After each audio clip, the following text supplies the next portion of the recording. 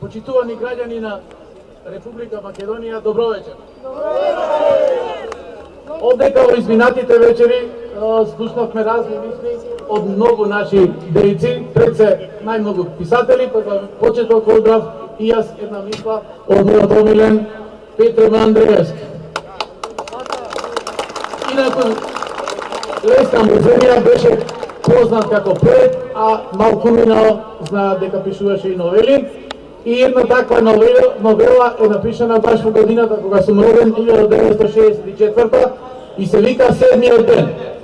Па вели: за моите луѓе никаде не се зборуваше, па јас мора да ги проучувам од народните песни. Слава им на пејачите кои сето устно творештво го краде од полските скакалци, а слава им и на моите луѓе кои вкусот на водата што ја пиева го определува според должината на патот по кој што го беа изминале.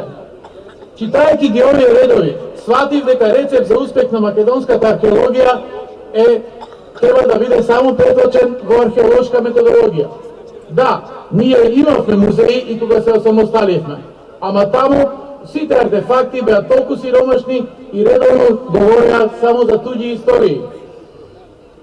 Ние знаеме дека многу од документите за македонците и денеска киснат по трезорите на Европа, а спомениците кој странец прошол или ги искршел, или ги украдел, но седејќи ги таму каде што подалеку од очите на македонецот ќе бидат само една далечна помисла за македонскиот народ, за да заборави на своите корени.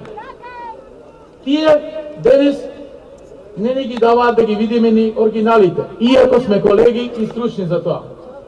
За овие 3 децении, копајќи по нашава света македонска земја, ние пронајдовме артефакти со скриени пораки од нашите предци низ македонските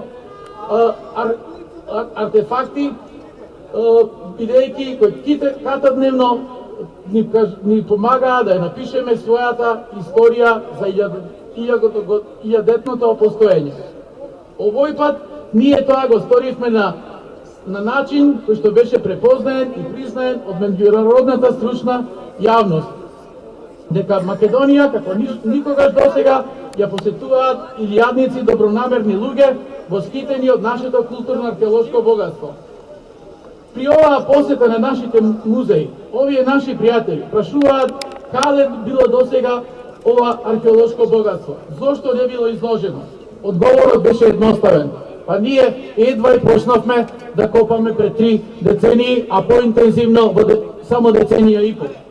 Требаше време тие да бидат конзервирани, истражени и презентирани.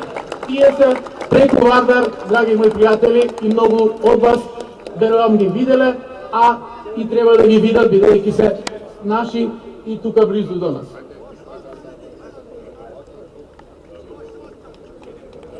Овие докази говорат несомнено дека ние имаме културен континуитет повеќе од 3000 години, а само македонското име е старо над 2600 години.